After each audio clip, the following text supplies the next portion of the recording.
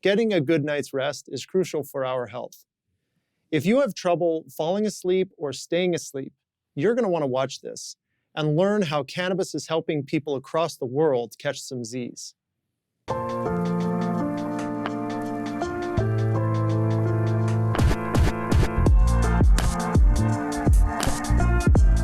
Welcome back to Discover Marijuana. I'd like to introduce Clifton Uckerman to this video. He's a licensed clinical social worker and somebody who's been working with patients in a cannabis-specific modality, I guess. And so we want to talk to you about sleep and how sleep can affect people's, like, their mental health and their behavioral health, and what you see with patients utilizing cannabis who, in their therapy. Well, in order for me to sleep, I have to feel safe. In primitive days, probably if there was anxiety that I was going to get eaten alive, I probably would be sleeping with one eye open. Yeah. I still have that stress. So, sleep is really important, but what we're really trying to target is the anxiety that disrupts the sleep. So, with cannabis-infused kind of mental health therapy, when we're focusing on PTSD, anxiety is going to be the surface symptom of PTSD. So anxiety is always then going to be disrupting the sleep pattern. So what I really help my patients understand is if they can use cannabis, some form, to help manage the anxiety, then they're going to sleep a whole lot better. If they can sleep better, then they're going to be much more able to, in the daytime, come in and really work on their mental health. Blake, why really is sleep important to us? And this is a question for you too, Cliff.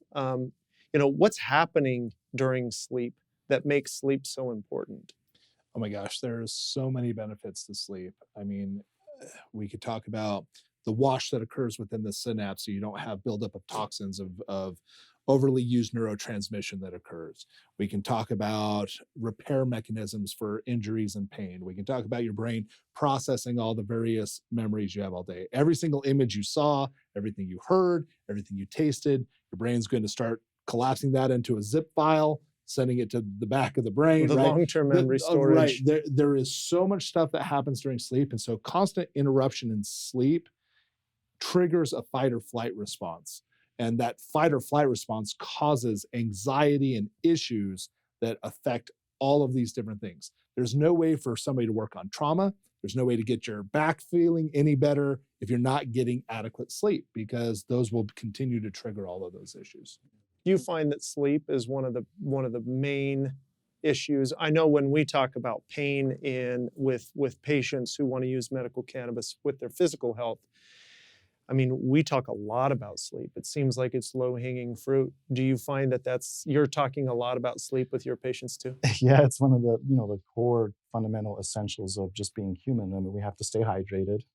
We have to eat in order to stay alive. And I do that very well. I'm good at that.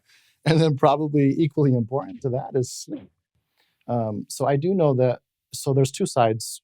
When my patients don't get enough sleep or they're not sleeping at all, and especially over several days, not only do they become more stressed, but they end up in psychosis, right? Hallucinations, delusions, hearing things, seeing things. So that's kind of the body's way to say, you know what, you need to get some sleep, because sleep is so important for you. Like, I know when I don't sleep very well, it's almost that manic feeling, and it gets overwhelming.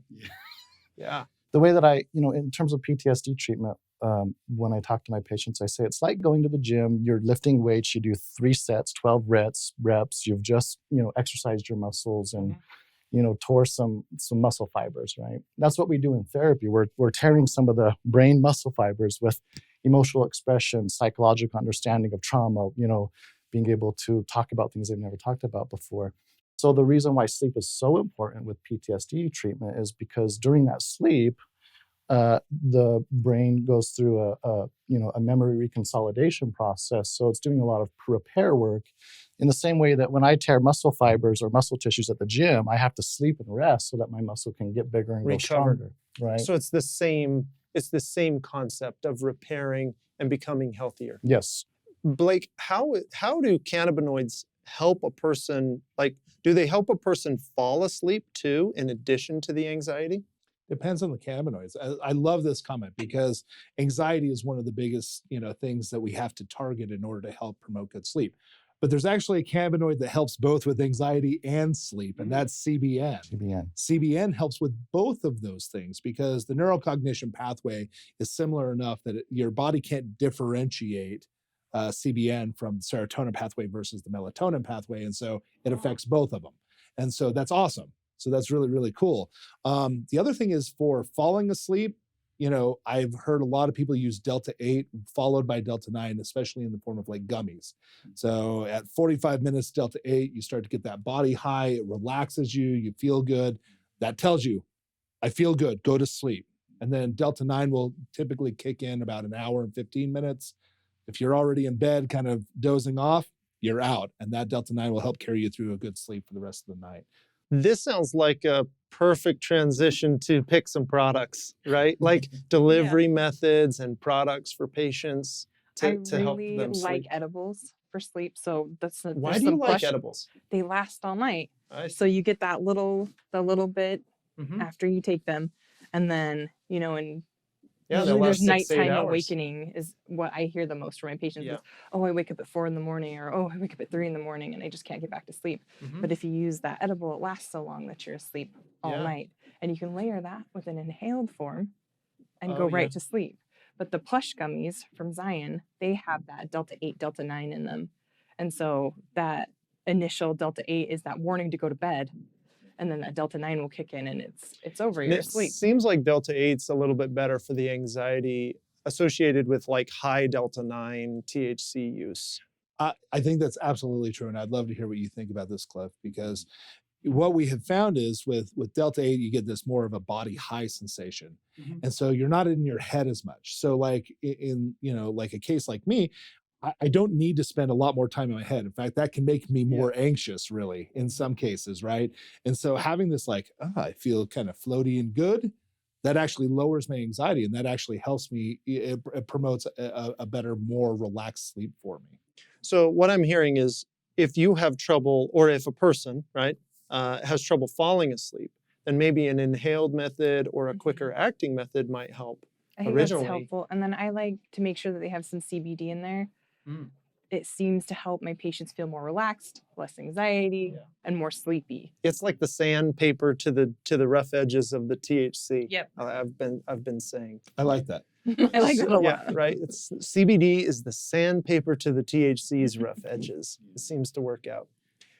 Cliff, with patients, do you find that patients who are using cannabis to help promote them going to sleep and staying asleep are reducing other medications too? Because in my practice, that's a big deal. Yes. Well, I mean, I think a lot of my patients that are using CBD, medical cannabis, I mean, whether it's opiates, benzos, sleep aids like melatonin or Or even like Ambien. Ambien, they're actually, my patients are saying, I don't have to use this anymore. I've been able to stop using this. I think Kylee talked about the 3 or 4 in the morning. That's like everybody's perfect time to wake up. And really, I think what's happening is folks are kind of snapping out of kind of a dreadful kind of dream or nightmare. And a lot of times they don't even immediately remember that their mind has been pretty psychoactive, and that's what they're waking up from at 3 or 4 o'clock in the morning. So with the CBN and other products that really give maybe more of that body high, like a tincture, they're able to sleep a lot better. Their mind isn't really active during the sleep process, so they're actually able to get to sleep and then stay asleep, and they're not snapping up or waking up out of what could be potentially a subconscious or unconscious nightmare. If I could throw one more thing in here. So this is always where the discussion of indicas versus sativas comes in, right? And we've discussed, and you've heard from me before, the biggest differentiator between indicas and sativas is the terpene profile. But if you really want to think about it, what we're talking about is heavy oil that are being carriers for cannabis, for THC Delta 9 versus light carriers. And so when we think about this, when we're thinking about a really good indica strain, we're talking about something with really heavy profiles that want you to sink into your couch. your body's way of like chugging through that oil, metabolizing it, helping it move through, is sleep it off. And so that's one of the reasons why you sink into your couch and have that tendency to want to sleep, right? And so looking at strains for that, fatso, things like that are probably the right way to think about using an inhaled method, as Kylee suggests. Look for a strain that's going to be in those heavy or indica-like terpenes. Kylee, do you have any more product recommendations here in Utah that you like specifically for sleep? Any gummy that is a 1-to-1 ratio of THC and CBD, I've had excellent luck with my patients, especially when we can get a little bit of Delta 8 in there. I can't. And then those CBN products, the And 1 to then 1 to 10. the 1-to-1 to 10, the new lavender one, and then I think Ooh, lavender is a nice little essential oil to Yeah. add for that relaxation. If you're going to use anything that's in the hybrid, you could also add some CBD to it or some other cannabinoids that are over the counter. They and tend use to up help. what you have. Yeah, and use Yeah. up what you So have. you're not constantly going out and buying something brand new. And remember, there's also sleep hygiene factors too. So beyond, taking the tincture or using an inhalation method, you want to get ready for bedtime. So TV's off,